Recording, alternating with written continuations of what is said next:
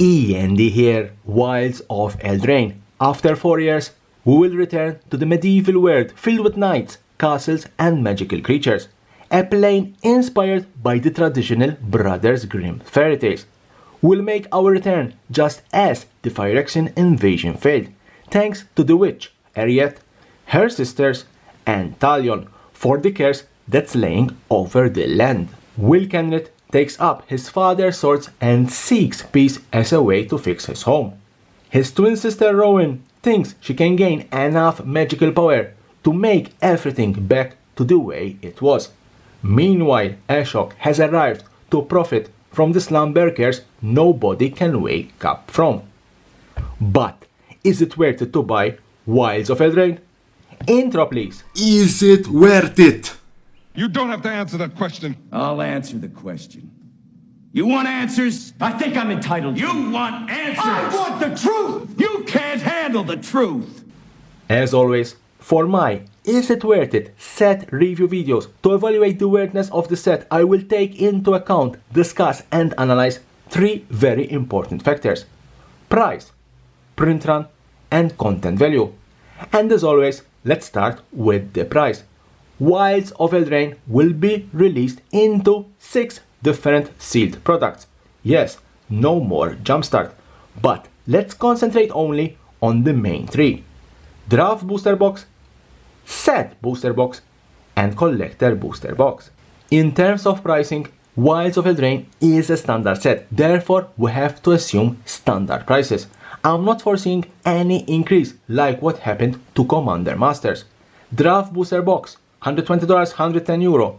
Set Booster Box, $130, €115. Collector Booster Box, $225 to €125. As always, prices quoted don't include any shipping costs or additional taxes.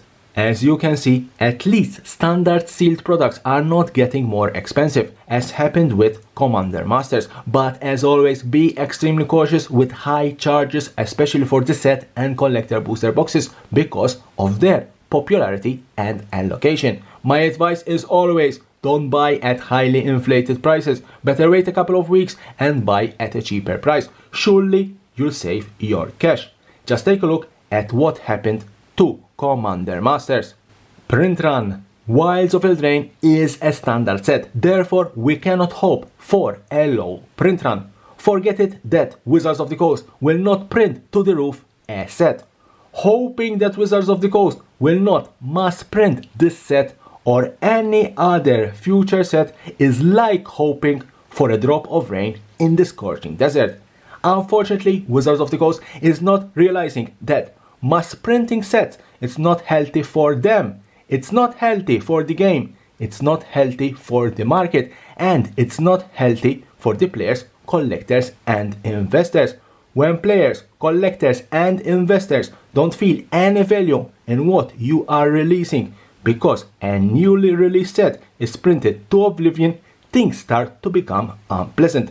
Therefore, expect a high print run for Wilds of Eldraine. Content value. The most valuable and sought after card in the set is Besiege the Mirror, a sorcery. Very rarely you find sorcery cards this valuable in newly released sets, but this is not your typical sorcery card. This is a spell that lets you tutor any card, and if bargained you can cast it without paying any mana cost if its mana value is 4 or less. For me, 2 cards ring a bell: Sheoldred the Apocalypse and the Precious One Ring, valued at around $40. But there are more valuable mythic cards. The Virtue Cycle, 5 enchantment card, 1 for each color, all of them very powerful and all of them have an adventure. The most valuable 2 are the blue one, Virtue of Knowledge, and the green one, Virtue of Strength. Average value $7 to $10. The gorgeous Ariette of the Charmed Apple. Who wouldn't accept her apple? Valued at around $8. Will Scion of Peace, the once and future king of Eldraine, valued at around $7. And Blossoming Tortoise, the big turtle capable of making certain lands extremely powerful, and one of those cards that I would keep an eye on, currently valued at only $6.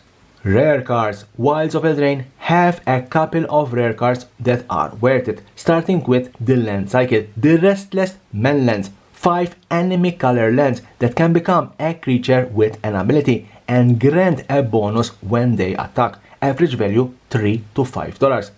Decadent Dragon, valued at around $5. Mosswood Dirt Knight, valued at around $4. The Goose Mother, valued at around $3. The Iron Crag, valued at around $3.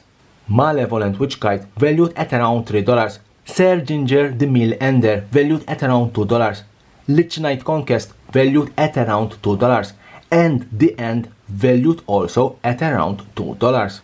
But that's not all. Wilds of Eldraine has a subset similar to Strixhaven Mystical Archives with all the most powerful and popular enchantments in Magic the Gathering, called Enchanting Tales.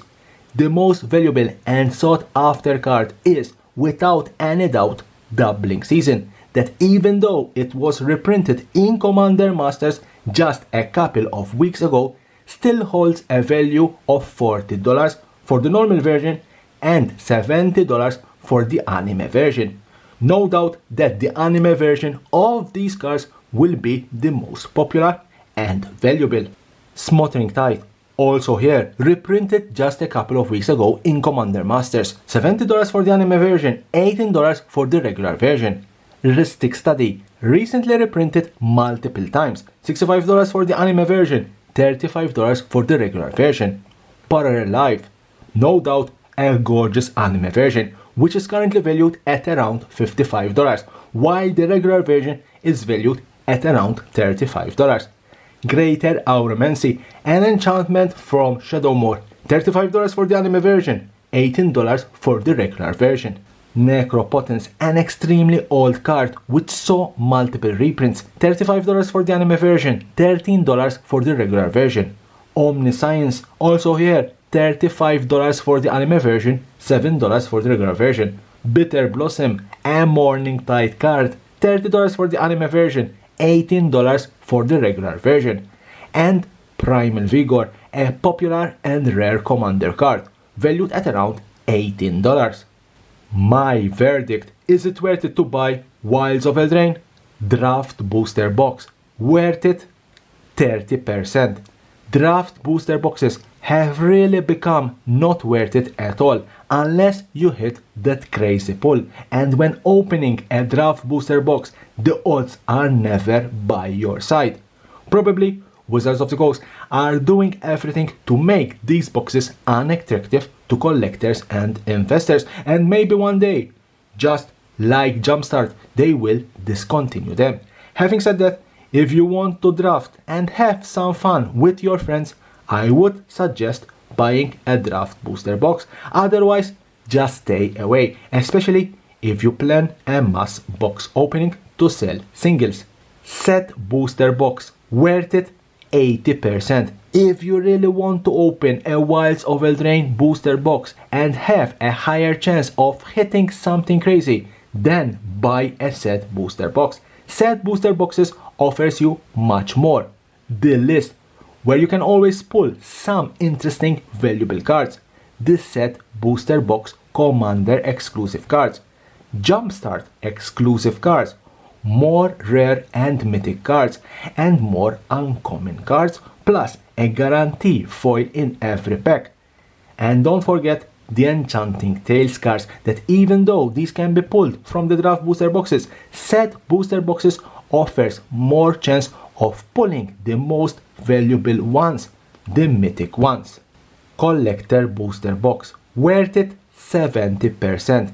Even though a collector booster box is more expensive, at least compared to the drafts and set booster boxes, and has less packs, 12. Opening a collector booster box guarantees you to hit a crazy card. Plus, don't forget that the extremely rare and extremely valuable anime Enchanting Tales confetti foils can only be pulled from these boxes, and currently a confetti foil doubling season is being traded at $500 even more.